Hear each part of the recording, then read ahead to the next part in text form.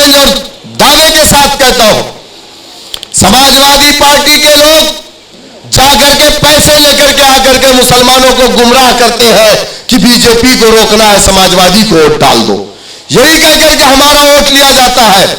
लेकिन आज आप मुझे बताइए, आपके मसले का हल क्या? आपके मसले का हल क्या है? आज ज्ञानवापी का मामला है, अखिलेश यादव क्यों खामोश है? मुसलमानों ने 90% वोट डाला ना। एक प्रेस कॉन्फ्रेंस करके क्या उस ज्ञानवापी के हक में बोल सकते हैं? आप बताओ मुझे। मध्य प्रदेश के अंदर मुसलमानों के घरों को रमजान में तोड़ दिया गया, जिनके दोनों हाथ नहीं थे उनके ऊपर इल्जाम लगाया गया कि ये पत्थर मार रहे थे, उनके घरों को तोड़ दिया गया।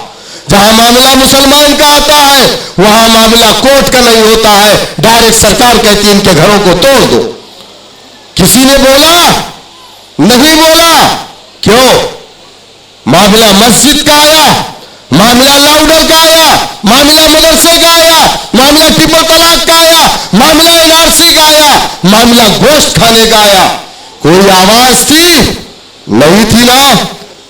15 दिन हमारे लीडर नहीं थे, उम्रे पे गए थे, ऐसा लगता था कि कुछ नहीं हो रहा, कोई बोलने वाला नहीं। ये कौन सियासी यतीमी की जिंदगी गुजार रही है। उनके आने के बाद आप मुझे कोई दूसरा नाम बताइए जिसने आपके लिए आवाज उठाई हो। है कोई दूसरा नाम? नहीं ना। फिर भी हम और आप इल्जाम लगाते हैं वो तो बीजेपी की बी टीम है, ये इल्जाम लगाते ना। मेरे दोस्तों, मेरे बुजुर्गों,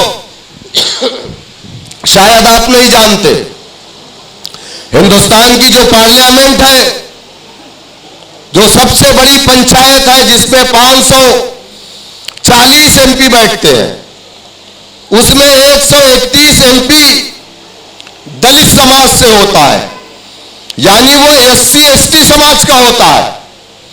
और कब से? आजादी के बाद से है। कितना? 131 एमपी।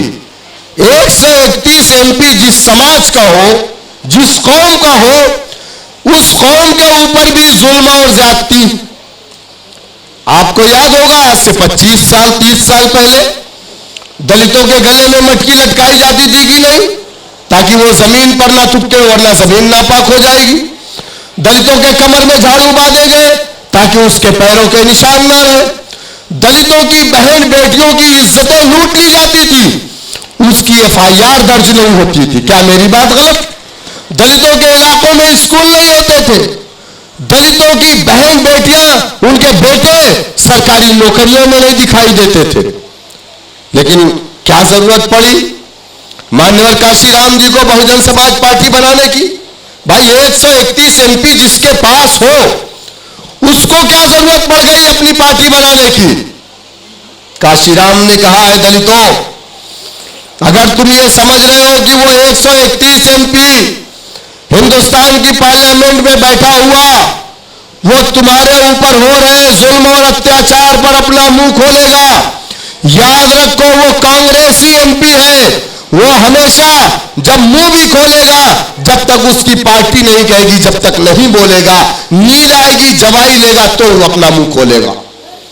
काशीराम ने कहा कि दलितों, अगर तुम ये चाहते हो कि जमहूरियत में तुम्हारे साथ नाइंसाफियां बंद हो, तुम्हारे साथ अन्याय ना हो, तुमको तुम्हारा हक मिले, तुम्हारे इलाकों में अच्छे स्कूल खुले, तुम्हारे लोगों को फर्जी मुकदमों में जेल में ना डाला जाए, तुम्हारी बहन बेटियों के कपड़े ना उतारे जाए, तो उसके लिए तुम्हें सत्ता की चाबी को अपने हाथ में लेना पड़ेगा।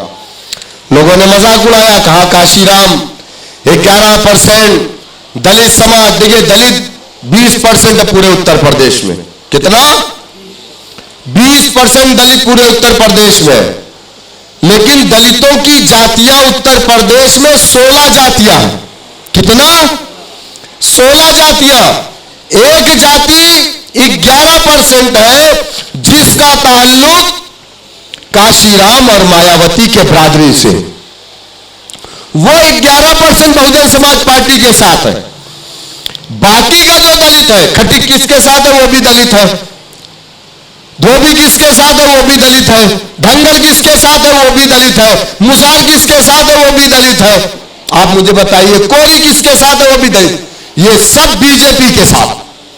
11% दलित, वो दलित जिस दलित का ताल्लुक, जिसके बरादरी का ताल्लुक मान्यवर काशीराम और बहन कुमारी मायावती जी से था, वो अपनी पार्टी में जुड़ गया। उसने काशीराम की बात पर लब्बैक कहा। लोगों ने मजाक उड़ाया, 11% सत्ता की चाबी अपने हाथ में लेंगे। जैसे आज हमारा भी मजाक उड़ाया जा रहा, जब हम लोगों ने कहा कि हम डिप्टी सीएम से नीचे बात नहीं करेंगे, तो लोगों ने मजाक उड़ाया, अच्छा अब आप भी मुंगेरी लाल के सपने देख रहे हो। मोहसिन रजा ने कहा कि एमआईएम के लोग मुंगेरी लाल के सपने देख रहे हैं। अफसोस होता है मुझे इस बात पर, सपने जो कौम नहीं देखती है, कभी उसके सपने हकीकत में नहीं बदलते। हमेशा आपका गोल बड़ा होना चाहिए। अगर आपकी सोच जमीन तक सिमट करके रह गई तो कभी आप पायलट नहीं बन सकते, कभी आप साइकिल से बाइक पे नहीं आ सकते, कभी बाइक से 4 व्हीलर पे नहीं आ सकते, कभी छोटे कारोबार से बड़े कारोबार में नहीं आ सकते। आपको अपनी सोच को बड़ा रखना पड़ेगा। निगेटिव सोच अगर आपके दिल और दिमाग में डाली गई कि आप नहीं कर सकते, आप नहीं कर सकते, जबकि अल्लाह ताला ने कुरान में कहा कि मैं जिसको चाहता हूं मुल्क की हुक्मरानी देता हूं, मैं जिसको चाहता हूं मुल्क का हुक्मरान बनाता हूं। हमने उस बात को भी नहीं माना, हमने कोशिश नहीं की, हमने जिद्दोजहद नहीं किया, हमने आगे बढ़ने के लिए हमने जरा भी कोशिश नहीं की। लेकिन दलितों ने काशीराम की बात को माना। उन्होंने अपनी पार्टी को, किसी ने प्याज की शक्ल में चंदा दिया, किसी ने अंडे की शक्ल में चंदा दिया, किसी ने दाल की शक्ल में चंदा दिया, किसी ने चावल की शक्ल में चंदा दिया। काशीराम को अपने घर पे सुलाया, दलित बस्तियों में घुमाया, पैर में घुंघरू बांध करके लोगों ने नाटक किया कि किस तरीके से आलाजात के लोग हमारे ऊपर जुल्म और अत्याचार करते। इस तरीके से एक मोमेंट खड़ा हुआ और उन्होंने सपना देखा था। 1984 में जो सपना काशीराम ने देखा था, उसमें ज्यादा दिन नहीं लगा, 9 साल में उस सपने को पूरा किया। 1993 में समाजवादी पार्टी को मजबूर होकर के बहुजन समाज से अलायंस करना पड़ा और इस प्रदेश के अंदर एक दलित की बेटी मायावती उत्तर प्रदेश की मुख्यमंत्री बनी कि नहीं बनी? बनी ना। लेकिन आपका सपना क्या है? आपका सपना इस्राइल से कहना मैं तुम्हारे पीछे खड़ा हूं, तुम अमेरिका को मारो। आप पीछे खड़े हैं, तमाशा देख रहे हैं, आप लड़ नहीं रहे, आप लड़वा रहे हैं। लेकिन याद रखो कि जब तक आप लड़ना नहीं सीखोगे, जब तक आप जीत भी नहीं सकते। वरना तमाशा देखना है, खड़े रहो, ताली बजाओ, डमरू बजाओ, भीड़ इकट्ठा करो, चले जाओ, कोई मतलब नहीं है। न तुम्हें इज्जत मिलने वाली, न तुम्हें वखार मिलने वाला, न तुम जेल की सलाखों से बच सकते, न तुम्हारी इबादत गाहें बच सकती, न तुम्हारे मदारिस बच सकते, न तुम्हें गोश्त के नाम पर मारना बंद किया जा सकता, न तुम्हारी शरीयत में मुदाखलत होना बंद होगी। ये सब सारी चीजों से लड़ने के लिए अगर आपके पास कोई रास्ता है तो वो सिर्फ एक रास्ता है, वो सियासी रास्ता है, दूसरा कोई रास्ता नहीं। आप बताइए मुझे, आज एक दलित की बेटी का बलात्कार अगर हो जाए, उसकी हत्या हो जाए, सारा टीवी चैनल बोलता है, सारी पॉलिटिकल पार्टियां बोलती है।